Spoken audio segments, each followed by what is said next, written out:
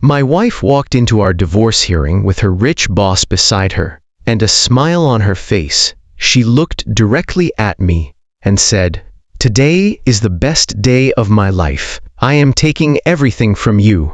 She believed the house was hers. She believed the money was hers. She believed her powerful boyfriend had already won. I said nothing. Then my lawyer leaned toward me and whispered, "Did you do exactly what I told you to do?" I nodded. He smiled and said, "Good. The show starts now." What my wife discovered minutes later changed the entire divorce and turned her celebration into the worst day of her life. For 15 years, I believed I was married to the woman I would grow old with. Her name was Laura. We built our life slowly. I worked long hours while she managed the house, and eventually started working for a wealthy businessman named Richard. At first, I trusted her completely. I never questioned the late nights. I never questioned the expensive dinners. I never questioned why she suddenly cared so much about looking successful. Then one evening, everything changed. I came home earlier than expected and found Laura sitting in the living room with Richard. They were not talking about business. They were holding hands. Laura looked at me without fear. That was the moment I realized she had already decided our marriage was over. She told me she had fallen in love with Richard and wanted a divorce. Richard sat beside her like he had already purchased a ticket to my future. I asked Laura what she expected from the divorce. She laughed and said she expected everything. She wanted the house. She wanted the savings. She wanted the investments. She even demanded part of my business. Then she said something I will never forget. "You spent years building this life for me, and now I am finally going to enjoy it." I did not argue. I did not shout. I simply called my lawyer the next morning. My lawyer had represented me in business matters for years.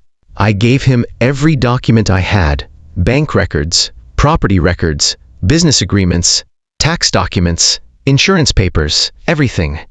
Then he discovered something Laura had completely forgotten. Years earlier, when we purchased our biggest property, I had created a legal ownership structure connected to my business. Laura had signed the original documents without realizing how important they were. But there was more. My lawyer also discovered several unusual financial transfers involving Laura and Richard. Money had moved from accounts connected to our household into accounts controlled by Richard.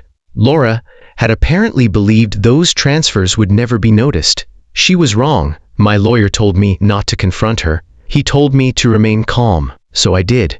Weeks later, we entered the divorce hearing. Laura walked in wearing an expensive dress. Richard sitting behind her looking confident. She looked at me and smiled, then said the words I will never forget. "Today is the best day of my life. I am taking everything from you." Richard smirked. I remained silent. My lawyer leaned toward me and whispered, "Did you do exactly what I told you to do?" I said, "Yes." He smiled. Then he stood up. The first document he presented was the property agreement. Laura suddenly stopped smiling. Then came the financial records. Her face changed. Then came the transfers involving Richard. Richard immediately stopped looking confident. Laura turned toward him and asked, "What is this?" Richard said he had no idea what she was talking about, but the documents told a different story. My lawyer explained that we were not there to punish anyone. We were there to establish what actually belonged to whom and to present the financial evidence properly. Laura had walked into court believing she was going to take everything. Instead, she discovered that the life she thought she had already won was not hers to take. The judge ordered further examination of the financial records. The divorce became far more complicated than Laura had imagined. The house she thought she would receive was not simply hers. The money she thought she could claim was being examined, and the financial transfers she had hidden were now part of the legal record. Richard disappeared from her side almost immediately. The man who had promised her a better life suddenly stopped answering her calls. Laura eventually looked at me and asked why I never fought with her. I told her because I did not need to.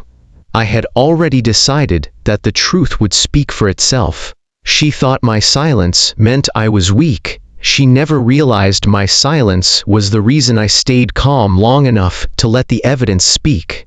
In the end, I lost a marriage, but I did not lose myself.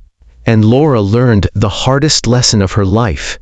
You can celebrate a victory before it happens, but you should never celebrate before you know the truth. Laura entered that courtroom, believing she had already won everything.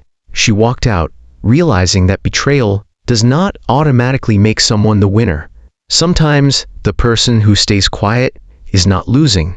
Sometimes they are simply waiting for the truth to arrive. She wanted everything from me. In the end, the only thing she received was the consequence of the choices she had made. And Richard learned an even harder lesson. Never build your future on something you have not actually won.